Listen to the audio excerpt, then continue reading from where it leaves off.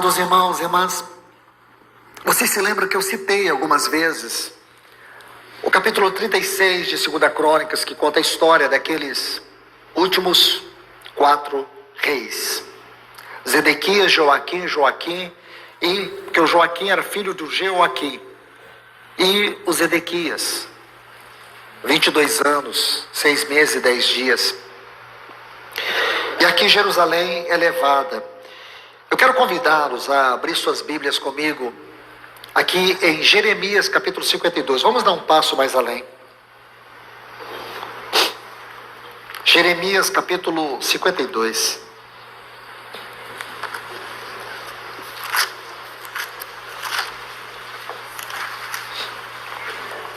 Vamos ler o versículo 7.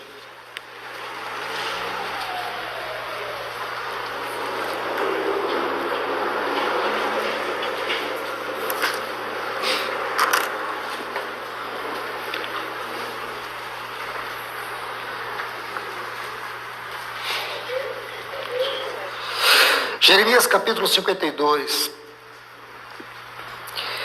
Então se abriu uma brecha na cidade, e todos os homens de guerra fugiram e saíram da cidade de noite, pelo caminho da porta, entre os 2 muros, a qual está junto ao jardim do rei. Ora, os caldeus cercavam a cidade ao redor, e foram-se pelo caminho de Arabá. Agora vamos ler o versículo 14.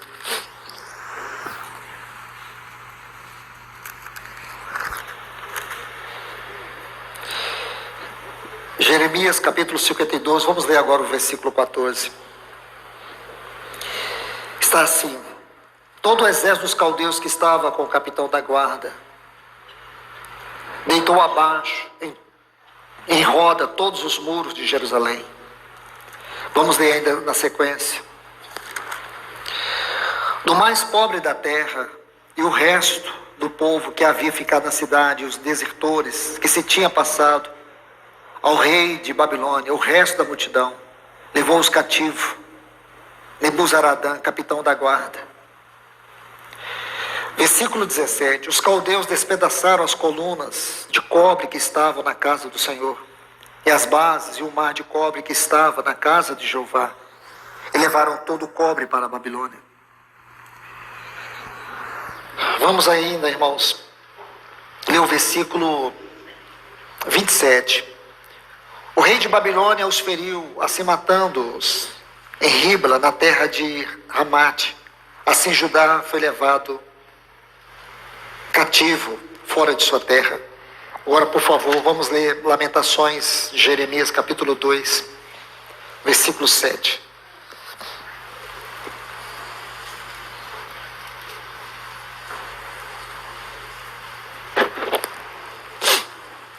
Está assim: rejeitou o Senhor o seu altar, detestou o seu santuário, entregou nas mãos do inimigo os muros dos seus castelos, deram brados na casa do Senhor, como em dia de festa.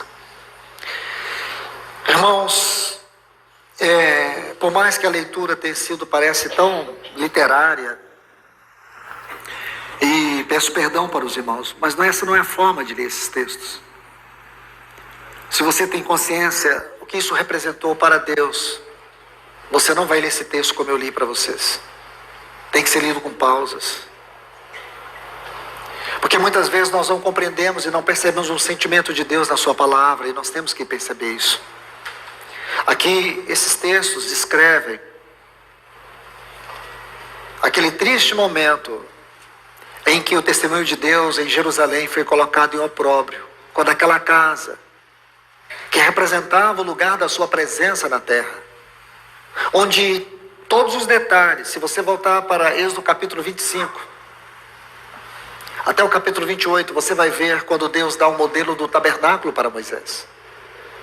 E você sabe que cada detalhe, cada material, cada medida apontava para Cristo. O que significa dizer que aquele tabernáculo, ele era cristológico. Essa casa, ela tinha sombra nesse tabernáculo.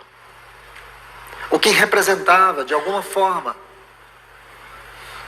o grande evangelho de Deus para aquele povo, na leitura de todos os detalhes, de todos os sacrifícios, porque tudo aquilo apontava para Cristo.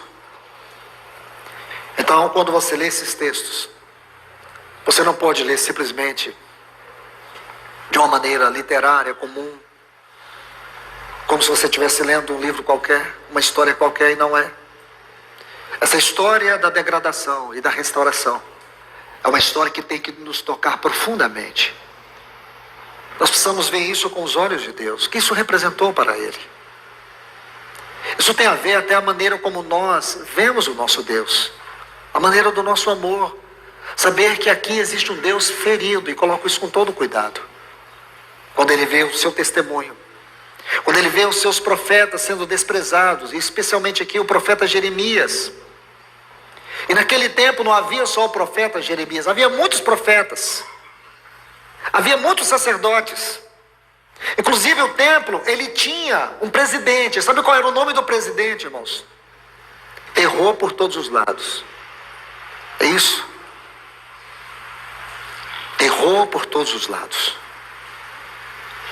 Meus irmãos, que tristeza, que tragédia.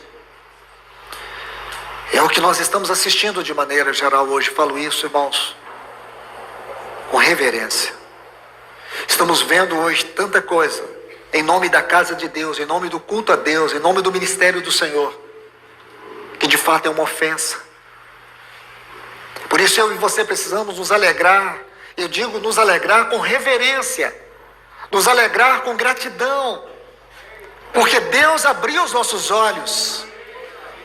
Deus tem aberto os nossos olhos e tem mostrado a sua casa. Deus tem mostrado para nós o caminho. Deus tem mostrado para nós a vida, a verdade. Deus tem feito com que nós, pela sua infinita e indescritível misericórdia e graça, Deus tem feito com que nós tenhamos Ele em vista, como centro, como cabeça, como autor, como consumador, como o nosso tudo. Então, amados irmãos e irmãs, essa exclusividade, essa centralidade de Cristo, na doutrina, na exposição da palavra, no culto, na mesa, na oração, na comunhão, tudo isso que nós temos dele e nele, não pode ser perdido nesta hora. Ao contrário, nós precisamos cada dia uma renovação e uma amplificação mais profunda da nossa devoção, do nosso amor, da nossa entrega, da nossa consagração a Ele. Então aqui você vai ver algo. Rejeitou o Senhor o seu altar, porque tudo estava profanado. O seu santuário, o culto, os sacrifícios.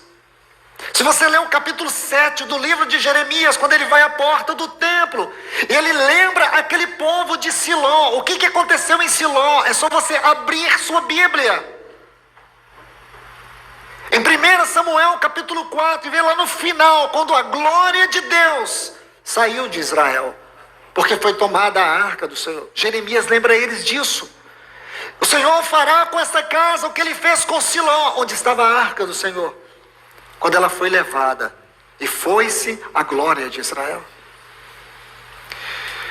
Eu me lembro de um tratado, de um escrito, de um artigo do irmão Tozer, quando ele disse: se o Espírito Santo fosse retirado da terra, muito daquilo que nós chamamos de igreja, de culto, de serviço, não sofreria nenhuma alteração.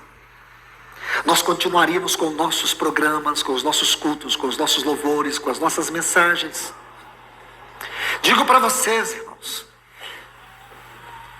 isso é uma tragédia. Nós temos que louvar ao Senhor todos os dias, porque o seu Espírito está aqui. É Ele que nos constrange, é Ele que nos fala, é Ele que nos atrai ao Senhor Jesus, é Ele que nos dá um céu aberto da sua palavra. Ele ainda está presente, como Eliezer. Ele não vai se encontrar com Isaac sem Rebeca. Eu digo para vocês, irmãos, o arrebatamento já começou, porque o Espírito Santo está arrebatando os nossos afetos para Ele. Ele está nos atraindo para o céu. É isso que está acontecendo nesses remanescentes. O Espírito Santo já começou a obra do arrebatamento nas nossas vidas. E que Ele possa arrebatar-nos no nosso tempo, nos nossos afetos.